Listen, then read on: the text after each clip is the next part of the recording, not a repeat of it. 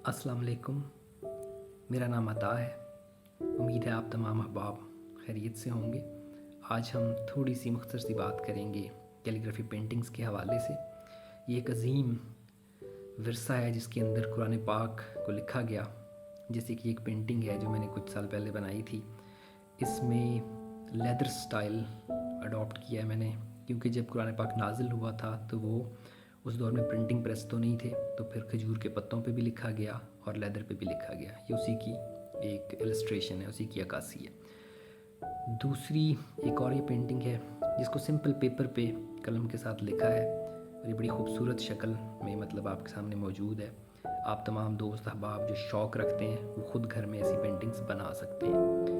और ये एक बहुत बड़ी इंडस्ट्री है।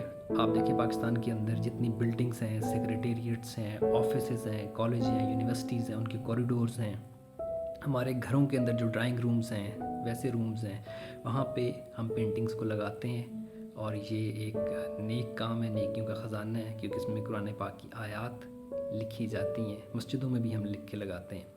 तो ये एक नेकियों का ज़रिया है, ख़जाना है।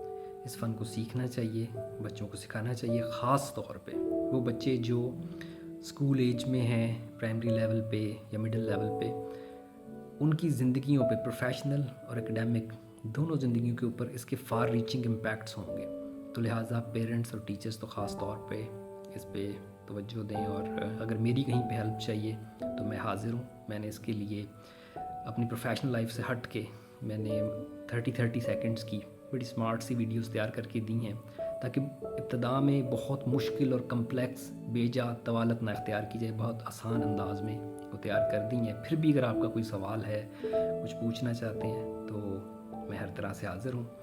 और वो दोस्त जो ग्राफिक डिज़ाइनिंग करते हैं या लोगो डिज़ाइनिंग करते हैं, तो आप देख लें जैसे अल जज़ीरा टीवी का लोगो है, जैसे आज टीवी का लोगो, और बहुत सारी कंपनीज़ हैं जिनके लोगोज़ जो हैं वो कैलीग्राफी में बने हुए हैं, हैंडमेड, और बहुत खूबसूरत लगते हैं।